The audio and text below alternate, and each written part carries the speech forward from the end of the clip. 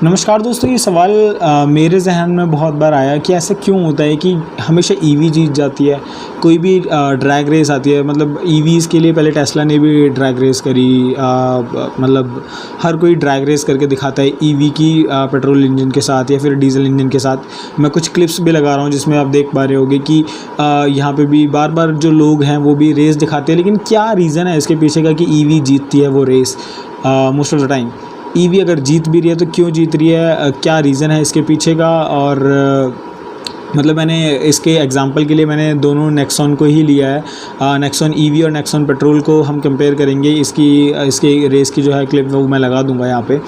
किसी और की वीडियो है, उनका जो मतलब ये उनकी वीडियो है, बस उनको सोर्स वो दिखा के मैं आपको कुछ समझाना चाहता हूँ बेसिकली, इसलिए उनकी वीडियो थोड़ी सी यूज़ करी है। तो बेसिकली हुआ क्या कि ईवीज़ जब आए तो ईवीज़ बेसिकली बिल्कुल डिफरेंट चीज़ है। अगर आप इंटरनल कम्बशन इंजन से देखो, ये मोटर से काम करती है।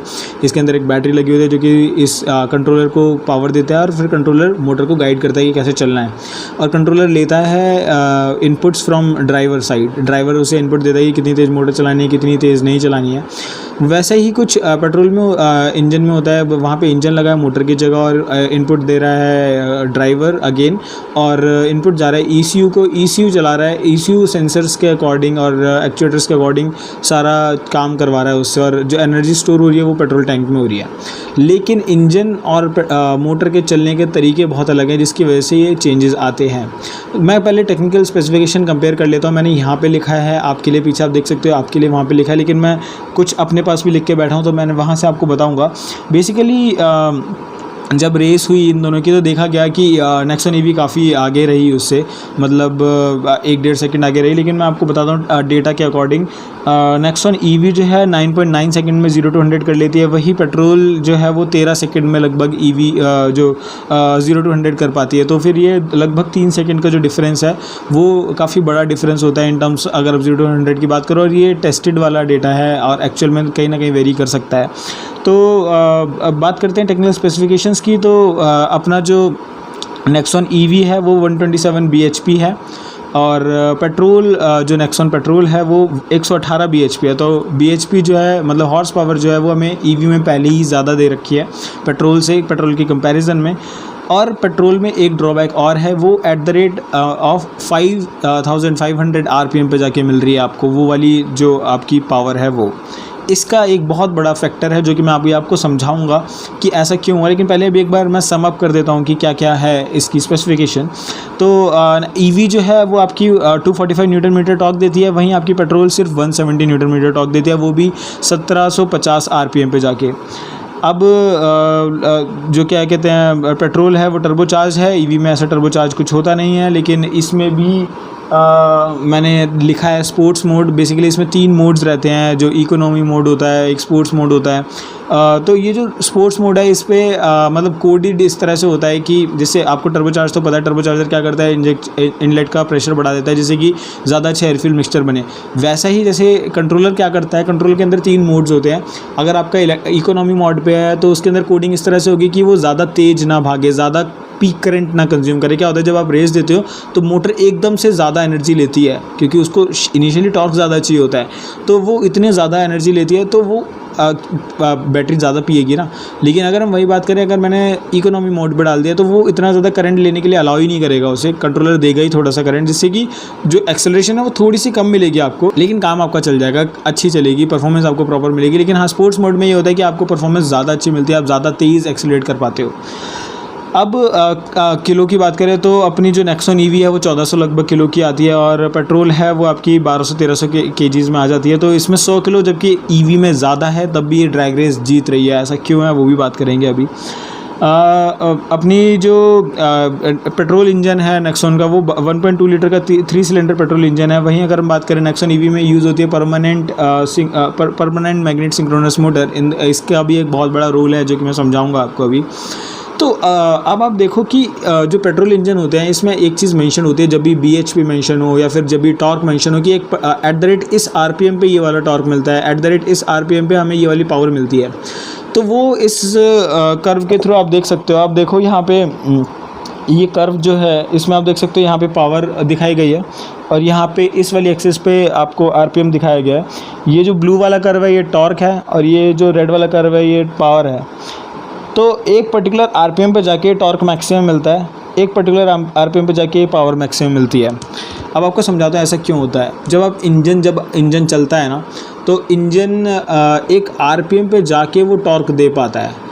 जब मान लेते हैं कि मेरा इंजन चलना शुरू हुआ कम आरपीएम पे तो ऑब्वियसली कम फोर्स दे पाएगा ना। अगर आप देखो समझो कि मैंने गाड़ी को अभी रेस छोड़ रखी है, मैंने फर्स्ट गियर लगाया तो वो चलेगी, धीरे धीरे चलेगी। लेकिन अगर वहीं स्पीड ब्रेकर आ जाएगा तो फिर वो बंद ही हो जाएगी, क्योंकि वो इतना ज़्यादा पावर प्रोड्यूस ही नहीं कर पा रही है। उसको पावर प्रोड्यूस करने के लिए एक पर्टिकुलर आरपीएम चाहिए। वो आरपीएम से उस गियर मैश को चलाएगा। वो गियर जब गियर बॉक्स चलेगा तब वो उसका मतलब मल्टीप्लाई करेगा उसे, जो भी गियर रेशियो होगा उसके अकॉर्डिंग, फिर वो आपको पर्टिकुलर पावर आपके व्हील पे मिलेगी। लेकिन लोअर आरपीएम पे वो पावर नहीं मिलती है, वो टॉर्क भी नहीं मिलती है, बहुत लो टॉर्क और आरपीएम मिलती है। इसलिए टॉर्क और एक आरपीएम जो है इसका कर्व इस तरह से होता है कि एक टाइम आता है जहाँ पे पीक टॉर्क और पीक पावर मिलती है, उसके बाद फिर पावर कम होती है और उसके बाद फिर टॉर्क कम हो जाती है। तो ये बहुत मेजर रोल है। लेकिन अगर हम वही बात करें ईवीज़ में ऐसा नहीं होता। ईवी का कैरेक्टरिस्टिक बिल्कुल डिफरेंट है। ईवी में लगी है, जैसे मैंने बताया, permanent magnet synchronous motor. Permanent magnet, इसमें क्या होता है, इसमें आप एक तरह से समझो कि एक आर्मेचर है और एक रोटर है जो इसके अंदर मूव करेगा।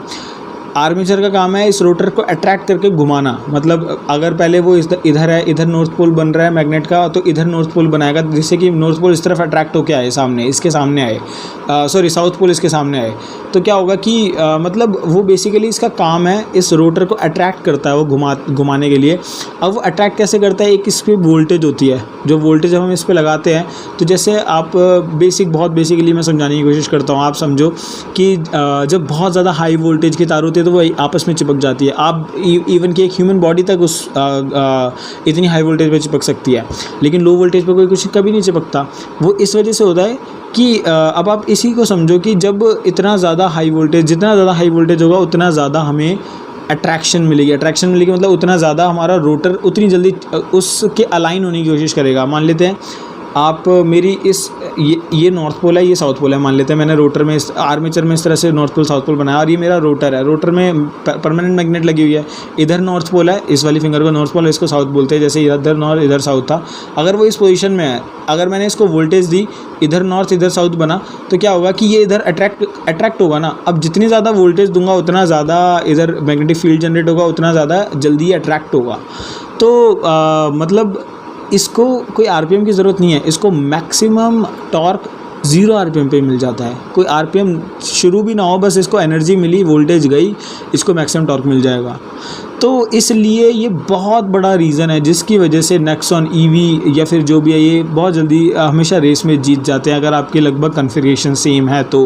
अगर हम बात करें नेक्सॉन ईवी में हम बहुत सारा लोड लाद दें और उसके बाद पेट्रोल से कंपेयर करें तो ऑब्वियसली नेक्सॉन ईवी हार जाएगी। लेकिन अगर सेम कॉन्फ़िगरेशंस मैं लगभग रखने की कोशिश करता हूँ, मतलब सेम गाड़ी है, मतलब नेक्सॉन पेट्रोल नेक्सॉन ईवी, इसीलिए मैंने एग्जांपल लिया है। अगर इन दोनों को मैं रखता हूँ तो सेम वेट है और एक ही बंदा बैठ के चला रहा है तो ईवी जीत जाएगी।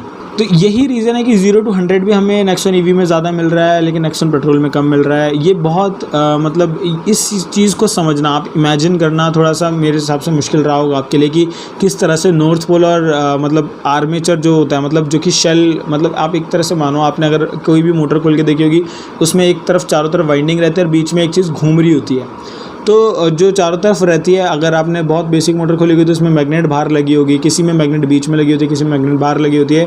बहुत सारी मोटर्स हैं, मतलब उसका भी एक अलग वीडियो बनाना पड़ेगा अगर मैं बनाने हो तो। इंडक्शन मोटर है, BLDC मोटर है, सिंक्रोनस मोटर है, ये बहुत सारी मोटर्स हैं।